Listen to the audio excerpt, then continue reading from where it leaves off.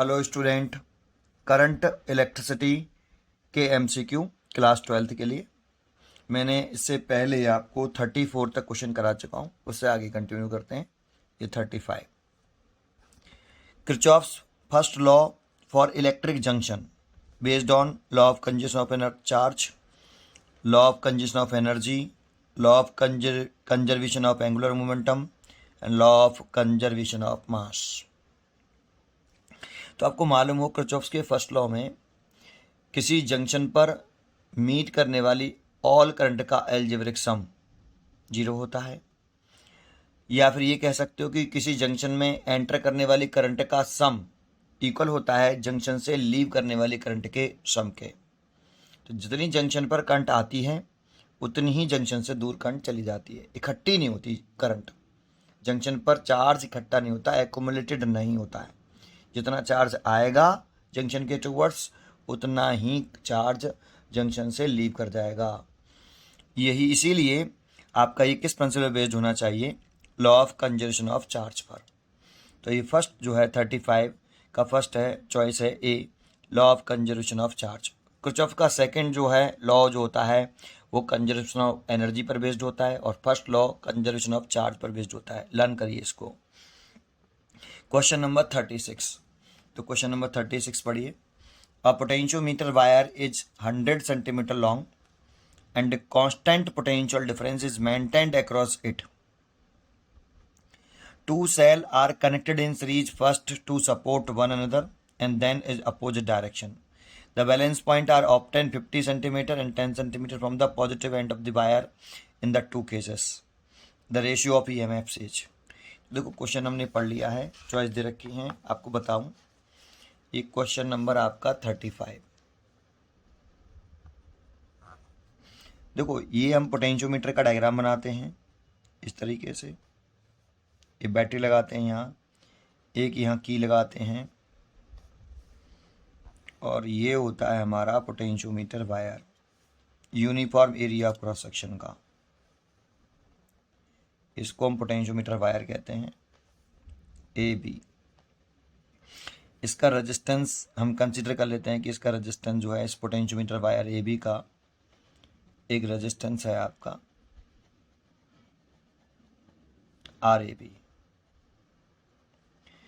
और यहाँ एक सेल लगाते थे, आपको याद हो, इसका पॉजिटिव एंड वायर के पॉजिटिव एंड से कनेक्ट होना चाहिए,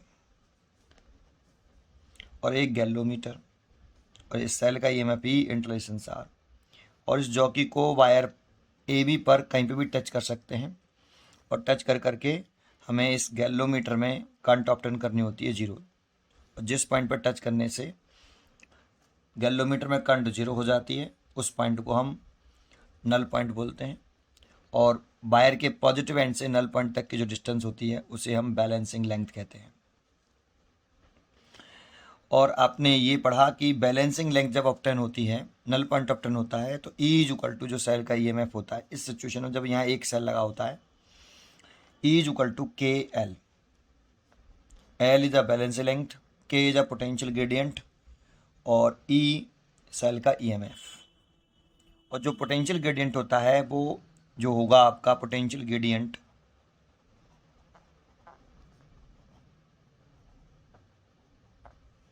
के इज इक्वल टू होता है potential drop per unit length. अगर हम V A minus B B लिख रहे हैं, ए और बी एंड के क्रॉस पोटेंशियल डिफरेंस लिख रहे हैं, तो इस ए और बी वाले वायर की लंबाई अगर कितनी है, कैपिटल एल, तो capital L. Principle of potentiometer से, अगर इस पोटेंशियोमीटर और के प्रिंसिपल से, अगर इस पोटेंशियोमीटर वायर में फ्लो करने वाली करंट कांस्टेंट है और इसका area of cross section uniform है, तो इस पोटेंशियोमीटर वायर के किसी भी क्रॉस सेक्शन का पोर्शन का पोटेंशियल डिफरेंस उसी पोर्शन की लेंथ के डायरेक्टली प्रोपोर्शनल होता है। तो यहाँ के इज अ कांस्टेंट टर्म, और इस वाली सिचुएशन में आप लिख सकते हो V A minus K V J divide by L. ये K is a constant term, ठीक है। जैसे मैं आपको बता दूं, प्रिंसिपल जो होता है, एक बार लिख देता हूं। प्रिंसिपल कहता है कि पोटेंशियोमीटर वायर में फ्लो करने वाली करंट, दैट मीन्स ये करंट अगर कैसी ये कांस्टेंट है, और एरिया ऑफ क्रॉस सेक्शन भी यूनिफॉर्म है,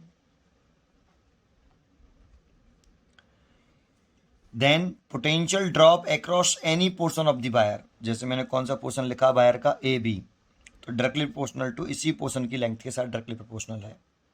अगर मैंने कौन सा पोर्शन लिखा ए और जे, तो इसी पोर्शन की लेंथ के साथ डायरेक्टली प्रोपोर्शनल है। इस प्रोपोर्शनल टर्म को उठाते हैं तो एक कांस्टेंट टर्म आएगा V A minus B B is equal to K divide by multiplied by L. ऐसे यहाँ लिखेंगे V A minus K V G is equal to K small L. लेकिन ये कांस्टेंट के तभी तक रहता है जब तक ये जो के है, जो पोटेंशियल ग्रेडियंट बोलते हैं, ये कांस्टेंट तब तक है जब तक आपका फॉर अ गिवन पोटेंशियोमीटर के लिए आई कांस्टेंट है और area of cross section uniform है। इसीलिए तो यहाँ से के निकालते हैं तो K is equal to V A minus B B divide by L और V A minus B J divide by small L. ठीक है, ये पोटेंशियल ग्रेडियंट के बारे में बताया। अब क्वेश्चन पर आते हैं। हमारा जो क्वेश्चन है केस फर्स्ट है, उस पर ध्यान दें। अगर आपको इतना आता है तो आपको बताता हूँ। इसके बाद केस फर्स्ट में कह रहा है कि आपका, पहले ये डायग्राम बना लीजिए आप ऐसे, ये आपका पोटेंशियोमीटर वायर हो गया ए बी हो गया, इसका रेजिस्टेंस जो है आर ए बी है, पूरे वायर आर ए बी। अब क्वेश्चन पढ़िए आप क्या कह रहा है। क्वेश्चन में कह रहा है इसकी लेंथ दे रखी है 100 सेंटीमीटर, पोटेंशियोमीटर की जो लेंथ दे रखी है कैपिटल एल, वो 100 सेंटीमीटर दे रखी है कैपिटल एल। ठीक है, और constant potential difference maintained across the it. ठीक है, two cell of connected in series, किस में कनेक्ट किए हैं, सीरीज में कनेक्ट किए हैं, ये इंपॉर्टेंट है। First two support one another, दो सेल हैं, एक सेल एरा और एक सेल एरा। सपोर्ट का मतलब होता है कि अगर ये वाला सेल इधर करंट ड्रॉ कर रहा है तो ये वाला सेल भी इधर ही करंट ड्रॉ करे, तो ये सपोर्ट। या ऐसे कह सकते हो सीरीज में कि ये नेगेटिव टर्मिनल है और ये पॉजिटिव टर्मिनल है, इनको कनेक्ट किया गया है ना। तो मोस्टली आप यही कहें तो ज़्यादा बेटर है। सपोर्ट का मतलब अगर ये वाला सेल ये करंट इधर ड्रॉ करा है तो ये वाला सेल भी इधर ही करंट ड्रॉ करे, तो ये सपोर्ट में है। ये दो सेल है, इनके ईएमएफ E1 और E2 है और इन्हें कनेक्ट किया। ठीक है, क्या कह रहा है देखिए आगे। देन अपोजिट डायरेक्शन, पहले सपोर्ट में किया है फिर अपोजिट डायरेक्शन में किया है। The balance point are obtain 50 centimetre and 10 centimetre from the positive end of the wire in two cases. तो ये केस फर्स्ट है आपका, positive end of the wire ये है, यहाँ से 50 सेंटीमीटर पर इसकी बैलेंसिंग लेंथ आती है। तो बैलेंसिंग लेंथ L1 जो आ रही है वो 50 सेंटीमीटर आ रही है ऐसे। जानते हो जब दो सेल सीरीज में लगाए जाते हैं, जब दो सेल सीरीज में लगाए जाते हैं सपोर्ट में एक दूसरे के, तो उनका ईएमएफ जो होता है, इक्विवेलेंट ईएमएफ जो होता है इन दोनों सेलों का, अगर हम इक्विवेलेंट ईएमएफ निकालें सीरीज में लगाएं जब और सपोर्ट में लगाएं तब, E1 प्लस E2, ये तो इन दोनों सेलों का कॉम्बिनेशन करके आप एक सेल बना सकते हो जिसका ईएमएफ जो है आप लिख सकते हो E equivalent is equal to E1 plus E2। क्योंकि पहले यहाँ पे एक ही सेल हुआ करता था E और रिजल्ट हुआ करता था ये, अब यहाँ दो सेल हो गए, तो इन दोनों का कॉम्बिनेशन करके आप एक सेल बना लो, उसका इक्वलेंट ईएमएफ हो जाएगा E1 प्लस E2। तो और इस वाले केस में बैलेंसिंग लेंथ आ रही है 50 सेंटीमीटर, तो आप लिख सकते हो यहाँ E1 plus E2 is equal to KL1 ऐसे, इस वाले रिजल्ट से E is equal to KL। पहले यहाँ एक सेल हुआ करता था, अब ये दो सेल कर दिए है ना।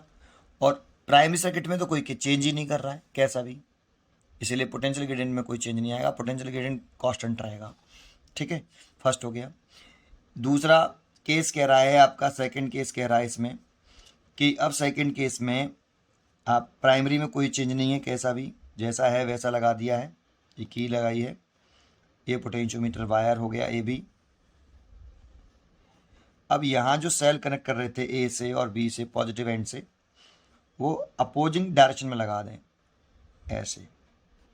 देखो अब ये वाला जो सेल है ये करंट इधर ड्रॉ कर रहा है और ये वाला सेल इधर करंट ड्रॉ कर रहा है, तो करंट ड्रॉ करने की डायरेक्शन क्या हो गई, अपोजिट हो गई। लेकिन सेल सीरीज में ही लगे हैं, ऐसा नहीं है अपोजिट डायरेक्शन में हो तो सेल सीरीज में लगे हैं, है ना। और बैलेंसिंग पॉइंट अब ऑब्टेन हो रही है आपकी, वो अब चेंज हो गई है बैलेंसिंग लेंथ। पहले J1 पे बैलेंसिंग लेंथ थी 50 सेंटीमीटर पर, अब बैलेंसिंग लेंथ L2 आ रही है आपकी 10 सेंटीमीटर। ऐसे ये E1 E2 है, ये अपोजिट डायरेक्शन लगाए हैं। देखो ये सेल इधर करंट ड्रॉ करेगा, पॉजिटिव टर्न से करंट निकलती है, और ये करंट इधर निकल ड्रॉ करेगा, तो अपोजिट। जब सेल अपोजिट में लगाएं और सीरीज में लगाएं, जैसे ये मैंने लगा दिया ऐसे, ये सीरीज में लगाएं। अब जानते हो कौन सा करंट ड्रॉ करेगा? जिस सेल का ईएमएफ ज़्यादा होगा, क्योंकि दोनों सेल अगर करंट ड्रॉ करेंगे, इसने भी करंट ड्रॉ किया तो करंट इधर भी जाएगी, और इसने भी ड्रॉ किया तो एक ही वायर में दो डायरेक्शन हो जाएंगी, जो कि पॉसिबल नहीं है। इसीलिए यहाँ केवल एक ही सेल करंट ड्रॉ कर सकता है ऐसे। अगर E1 बढ़ाए तो E1 करेगा, E2 बढ़ाए तो E2 करेगा। इस वाली कंडीशन में नेट ईएमएफ जो आता है, इक्विवेलेंट जो आता है, करंट देखो दोनों सेलों में सेम ही जा रही है आई, और करंट दोनों सेलों में सेम फ्लो करे तो वो सीरीज कॉम्बिनेशन होता है। तो यहाँ EMF E1 माइनस E2, ये अपोजिंग कंडीशन में, ये सपोर्टिंग में और ये अपोजिंग में। तो यहाँ इन दोनों का जब इक्विवेलेंट कैपेसिटेंस इक्विवेलेंट EMF निकाल लेंगे तो वो आएगा E1 माइनस E2 और इज इक्वल टू KL2। ये क्वेश्चन नंबर 2। अब आपको क्या करना है, फर्स्ट का डिवाइड करना है सेकंड से, और E1 plus E2 divide by E1 minus E2 is equal to KL1 over KL2। K से तो K कैंसिल हो गया। L1 दे रखा है आपको 50 सेंटीमीटर और L2 दे रखा है 10 सेंटीमीटर। वैल्यू पुट कर दो यहाँ और कैलकुलेशन कर लो। ये देखो E1 हो गया plus E2 divide by E1 minus E2, ये 50 है और ये 10 है, ये 5 बार कैंसिल हो गया। इस केस में मल्टीप्लाई, इस केस में तो 5E1 minus 5E2 is equal to E1 plus E2, और इसको आप इधर ले आइए तो 5E1 माइनस E1, और आप इसको इधर ले आएंगे 6E2 हो जाएगा, ये 4E1 हो जाएगा इज इक्वल टू 6E2। तो ये 2 से 2 बार और 2 से ये 3 बार, तो E1 बाई E2 निकालोगे आप तो ये 3/2 आएगा, ऐसे 3/2। तो आप चॉइस चेक करिए, 3/2 इज़ अ राइट चॉइस। ठीक है। 37, इससे नेक्स्ट क्वेश्चन देखते हैं। 37 बहुत ही अच्छा क्वेश्चन है ये। 2 batteries, one of 18 EMF, interresistance 2 ohm, and other EMF 12 volt, interresistance 1 ohm, are connected in shown figure. The voltmeter will record a reading of। पहले तो आप देख के बताइए ये दोनों सेल किस कॉम्बिनेशन में लगे हैं, सीरीज में या पैरेलल में? सीरीज या पैरेलल? तो मोस्टली बच्चे सोचते हैं कि ये पैरेलल में लगे हैं, ये पैरेलल में नहीं है, ये सीरीज में लगे हैं दोनों सेल और अपोजिंग कंडीशन में लगे हैं। मोस्टली बच्चा यहाँ गलती करता है कि इससे पैरेलल में लगे हैं और वो पैरेलल कॉम्बिनेशन करना स्टार्ट कर देता है, वो रॉन्ग होगा। जरा समझिए क्यों। जैसे यहाँ ये क्वेश्चन दे रखा है कि एक सेल ये है आपका, इसका EMF E1 18 वोल्ट है और इंटररेजिस्टेंस R1 2 ओम है, और एक सेल यहाँ पे लगाया है उसने, इसका EMF E2 12 वोल्ट है और EMF 12 वोल्ट, और इंटरनल रेजिस्टेंस R2 1 ओम है, ऐसे। अब जरा सोचिए, इतना ही सर्किट है, अभी वोल्ट मीटर को नहीं बना रहा, तो एक बताओ इन दोनों सेलों में से दोनों सेल करंट ड्रॉ कर सकते हैं क्या? अगर ये सेल ड्रॉ करता है और ये भी करंट ड्रॉ करता है तो आपका एक ही सर्किट में एक ही वायर में दो डायरेक्शन हो जाएंगे अपोजिट, जो कि पॉसिबल नहीं होती हैं। तो इनमें से कोई एक सेल ही करंट ड्रॉ कर पाएगा, या तो 18 वोल्ट या आपका 12 वोल्ट। तो 18 वोल्ट ज़्यादा पावरफुल सेल है, सो 18 वोल्ट वाला सेल करंट ड्रॉ करेगा ओनली। तो ये करंट जो है इस तरह से आएगी, ऐसे।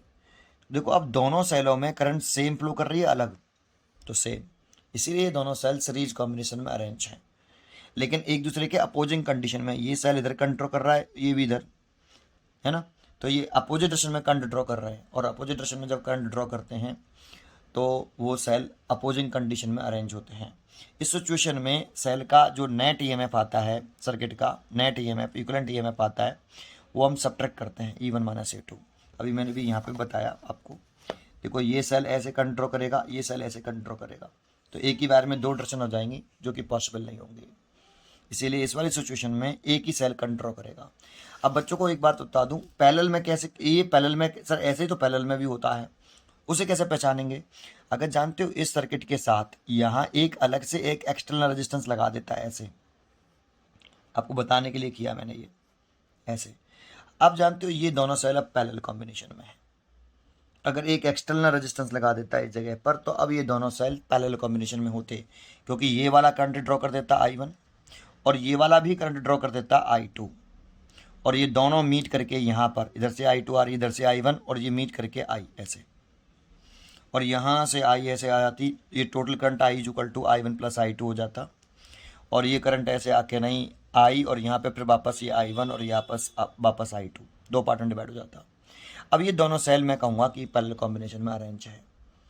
तो आपको सीरीज और पैरेलल कॉम्बिनेशन में डिफरेंस समझ में आया? पहले क्वेश्चन तो मैं करा ही दूंगा 37। अब 37 को दोबारा से डायग्राम बनाते हैं और समझते हैं कि क्वेश्चन में पूछा क्या है।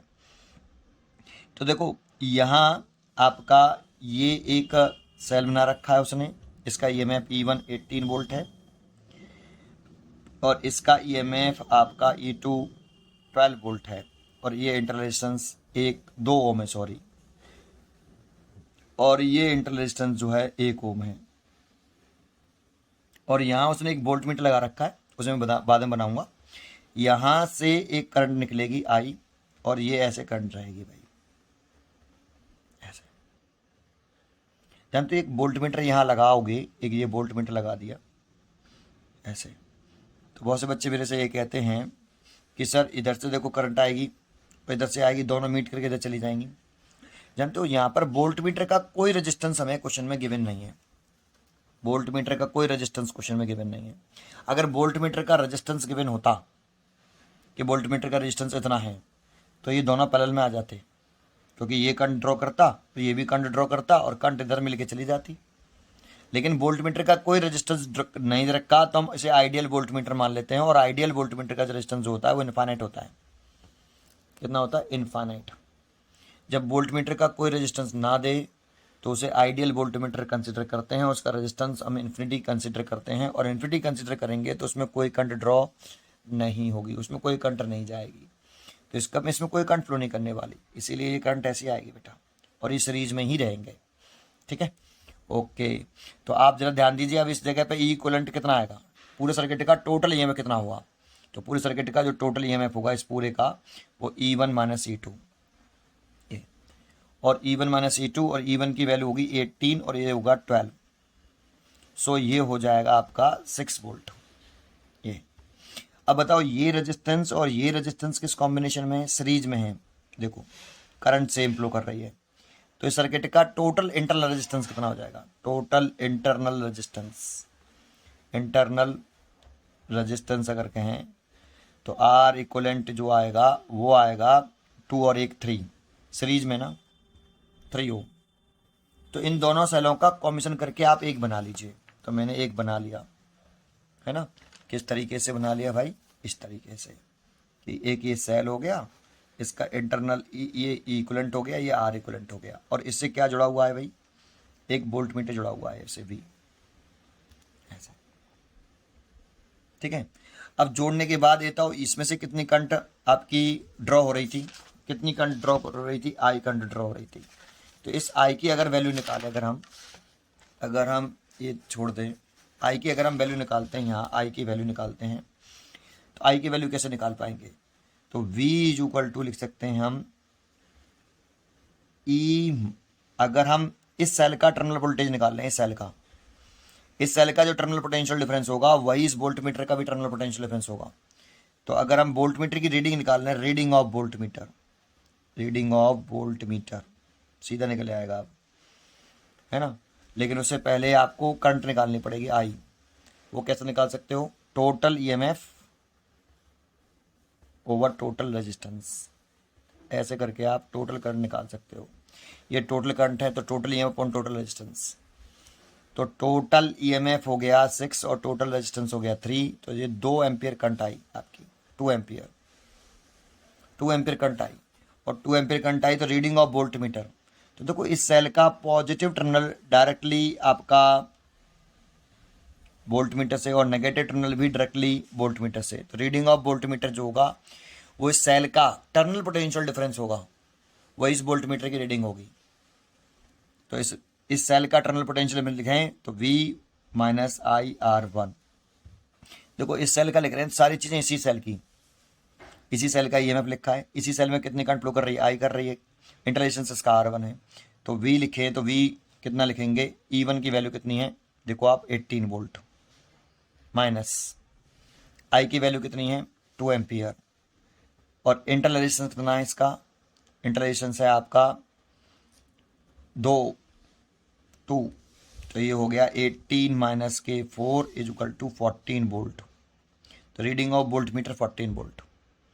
एक पॉइंटर बताऊं सर, ऐसे तो इस सेल का पॉजिटिव टर्मिनल भी डायरेक्टली वोल्ट मीटर से कनेक्टेड है, मैंने कहा हाँ, और इस सेल का भी negative terminal directly volt meter से कनेक्टेड है, मैंने कहा हाँ।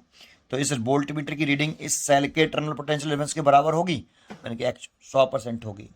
तो सर इससे करना, तो इससे जब हमने ट्राई किया तो लिख रहे हैं हम V is equal to reading of voltmeter E1 minus ना आके प्लस आएगा IR1।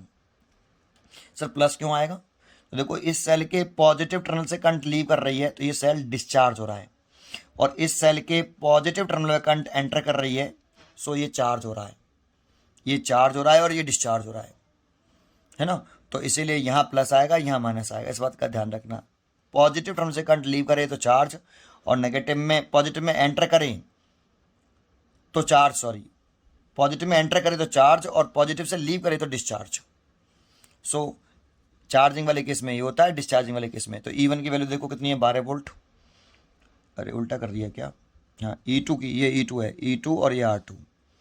तो E2 is equal to 12 volt plus I की वैल्यू 2 एम्पियर, और R2 की वैल्यू कितनी है आपकी, R2 की वैल्यू है आपकी 1 ओम।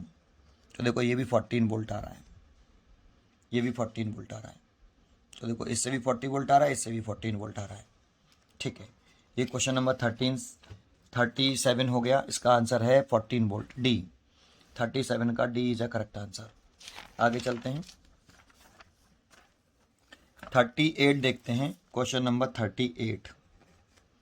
अगर आप 38 पे ध्यान दें कि 38 क्या है, N cell each of EMF interrelations are send same current through an external resistance R,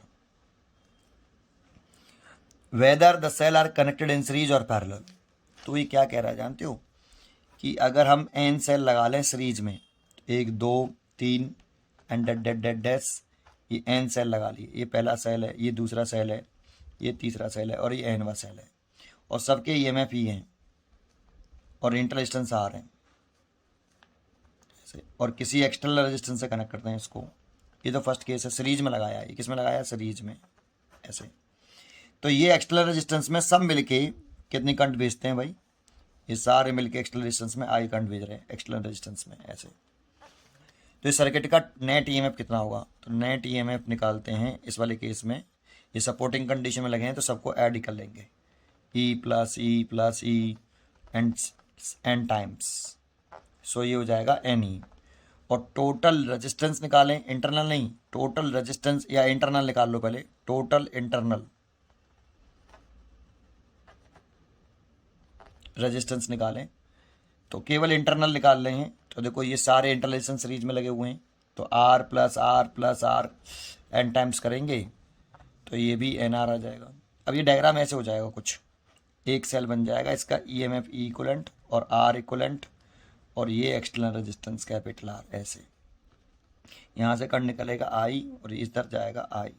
अब ये तो ये और ये किस में है, सीरीज में, तो सर्किट का टोटल रेजिस्टेंस कितना आ गया, करंट सेम है इसीलिए सीरीज में है, तो टोटल रेजिस्टेंस आ गया R+R इक्वलेंट कितना, NR। तो ये करंट कितनी आ गई, total current is equal to total EMF upon total resistance. तो टोटल EMF कितना है NE, और टोटल रेजिस्टेंस कितना है R+NR। ये टोटल करंट आ गई जो R रेजिस्टेंस में फ्लो कर रही है सीरीज में। अगर ऐसे ही हम पैरेलल में करते हैं, इन पैरेलल, अगर इन सेलों को हम पैरेलल में लगाते हैं, एक सेल ये लगा लिया, फिर एक ये लगा लिया, फिर एक ये लगा लिया, ऐसे ही एंड डेड्स ये एनवा सेल लगा लिया, ये पहला, ये दूसरा, तीसरा, ये डेड डेड डेस्ट एनवा सेल। ये पहला सेल है, ये दूसरा सेल है, ये तीसरा सेल है, ये एनवा सेल है आपका, और ये एक्सटर्नल रेजिस्टेंस से जोड़ लिया। ये सब भी मिलके इसमें कितने करंट फ्लो करा रहे हैं? आई। सेम करंट फ्लो कराते हैं, ऐसा उसने कहा है। N cell each of F E internal resistance R send same current through an external resistance capital R. किसमें? कैपिटल आर में। Whether the cell are connected in series और पैरेलल। तो ये वाली करंट और ये वाली करंट सीरीज में हो तो करंट एक्सटर्नल रेजिस्टेंस में जाएगी वो, और पैरेलल में जाएगी, करंट सेम होगी। ये क्वेश्चन की डिमांड है। तो इस वाली सिचुएशन में आपको ईएमएफ निकालना आता है। पैरेलल कॉम्बिनेशन में ईएमएफ कैसे निकालते हैं? Equivalent EMF. जब पैरेलल कॉम्बिनेशन में देखो ये सब मिलके करंट निकालेंगे और इसमें टोटल करंट भेज देंगे। इसने I1 निकाला, इसमें I2, इसमें I3, इसमें IN मिला के भेज दिया। तो इसका इक्विवेलेंट ईएमएफ निकाला जाता है ऐसे, E1/R1 plus E2/R2 and dash EN/RN divided by 1/R1 1/R2 dash 1/RN। ये इक्विवेलेंट ईएमएफ का निकालने का फॉर्मूला है जब आपके सेल पैरेलल कॉम्बिनेशन में लगे हों। अब जब सोचो सभी सेलों की ईएमएफ सेम है, E/R E/R and so on an times. ऐसे ही ये जो आ रहा है 1/R एन टाइम्स।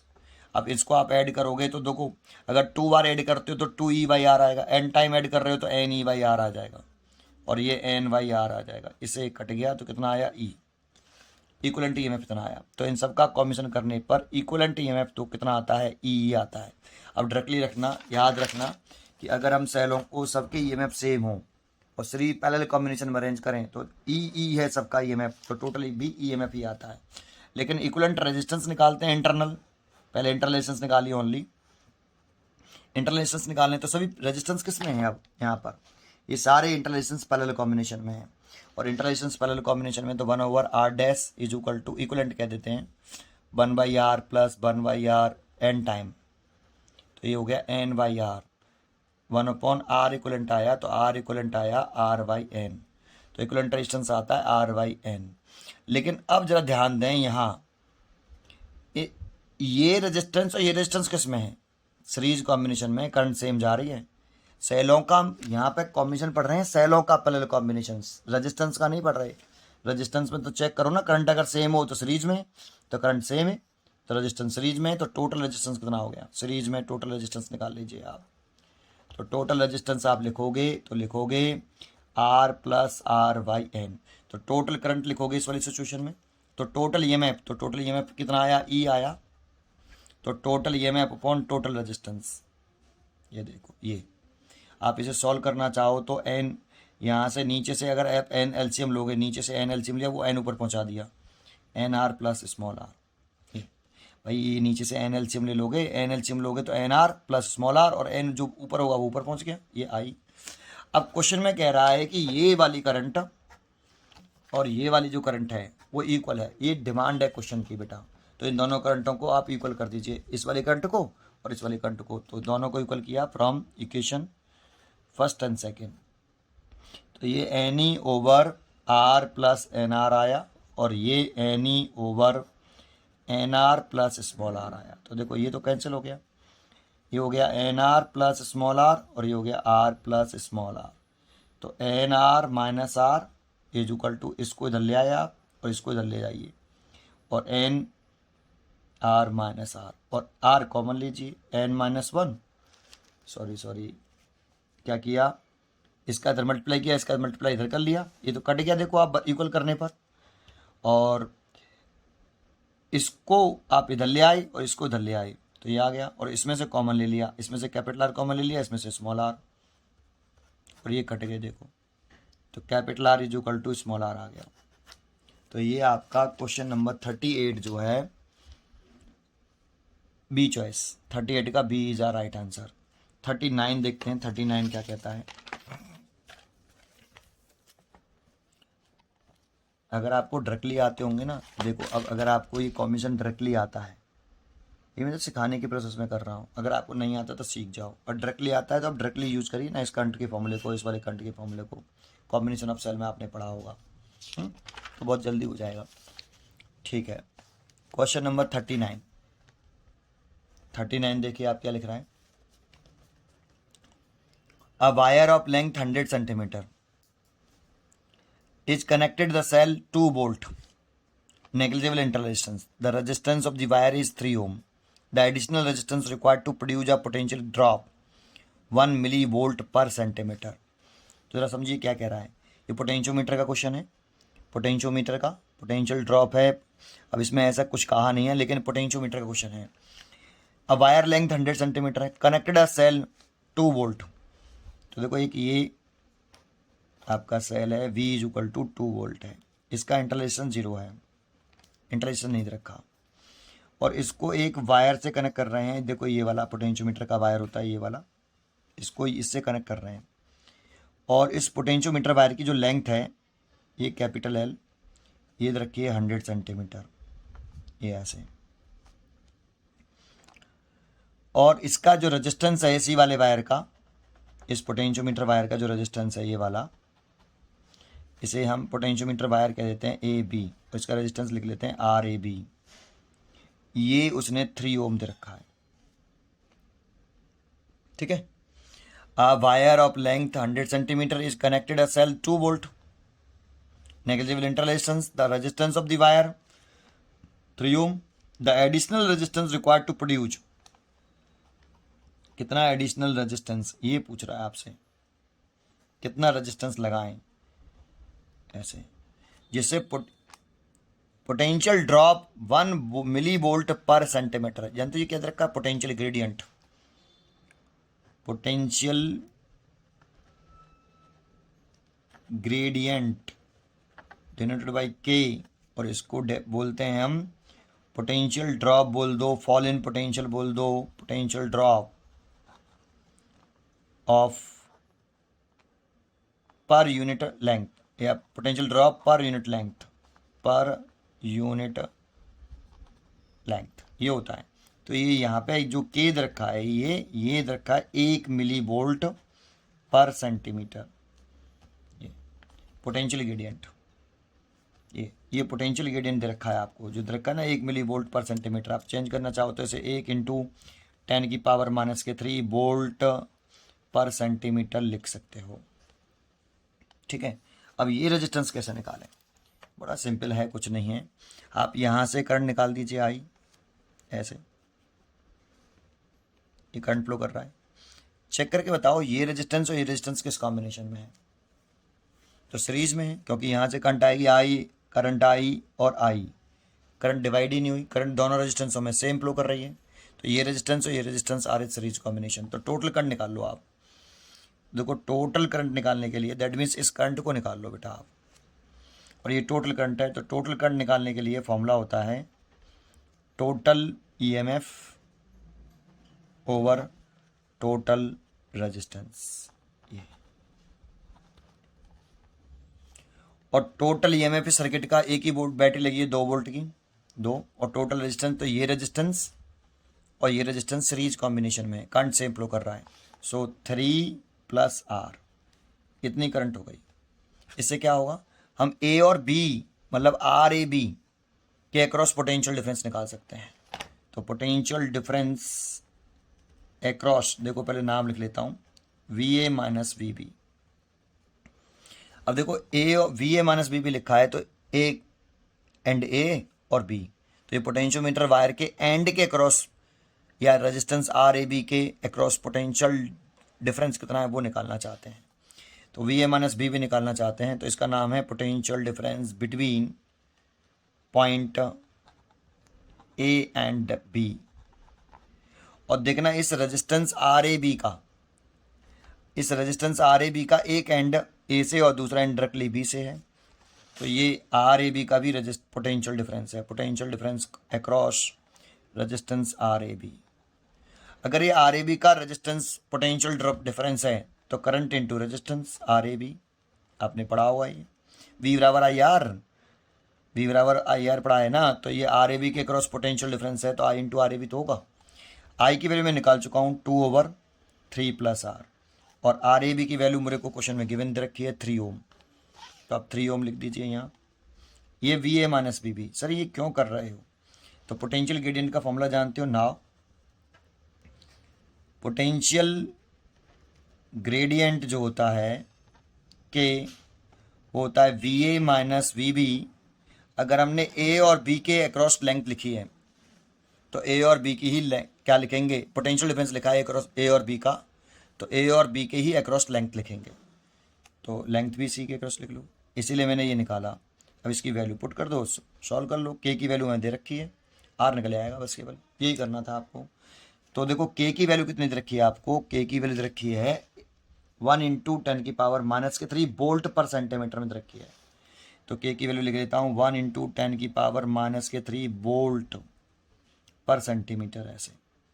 या भी चलो सेंटीमीटर इसे उठा देता हूँ। और V A minus B B की वैल्यू मैंने निकाली, ये रही।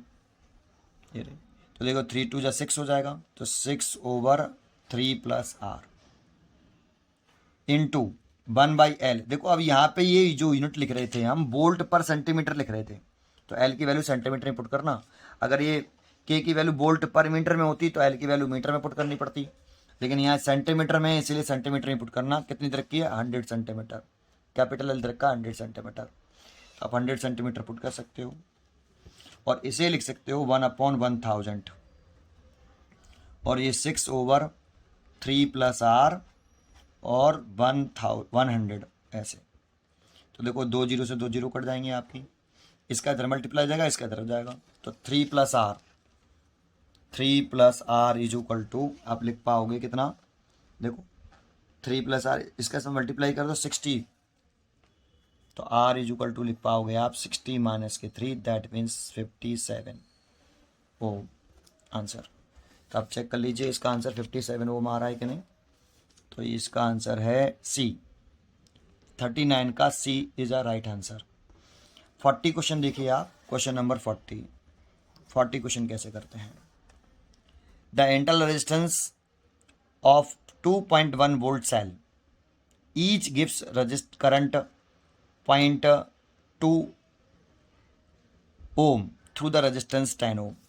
तो एक सेल है जिसके ऊपर लिखा हुआ है 2.1 वोल्ट, यानी तो किसी सेल के ऊपर 2.1 वोल्ट लिखा है, वो सेल का ईएमएफ है, और इसका इंटरनल रेजिस्टेंस आपको कैलकुलेट करना है।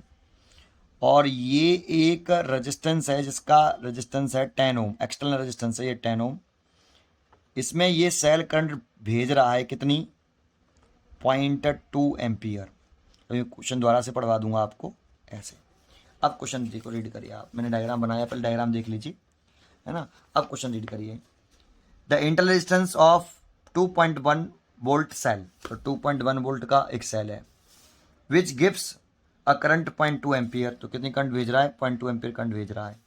किस में भेज रहा है, थ्रू अ रेजिस्टेंस 10 ओम, तो 10 ओम रेजिस्टेंस में भेज रहा है। इंटरनल रेजिस्टेंस पूछ रहा है, तो सिंपल है, total current = total EMF upon total resistance. ये और ये दोनों सेल हैं वो सीरीज में लगे हुए, पैरेलल में लगे हैं, तो total current = total EMF over total resistance. और टोटल रेजिस्टेंस तो देखो ये रेजिस्टेंस और ये रेजिस्टेंस सीरीज में लगा है, करंट सेम है, तो हम लिख सकते हैं R + स्मॉल r। तो टोटल करंट दे रखी है 0.2 एम्पियर, और टोटल ईएमएफ दे रखा है 2.1, और ये दे रखा है 10, और ये पूछ रहा है। इसका से मल्टीप्लाई तो ये 2 हो जाएगा, और प्लस इसका इसमें करेंगे तो ये 0.2 r, और ये 2.1, इसको इधर ले जाएंगे तो 0.2 r = 2.1 - 2, दैट मीन्स 0.1, और ये 0.2 r, पॉइंट से पॉइंट उठा देंगे तो r = 1/2, दैट मीन्स 0.5 ओम। तो 0.5 ओम इंटरनल रेजिस्टेंस होगा इसका। डी चॉइस है 40 का डी, तो 40 का D choice is correct answer.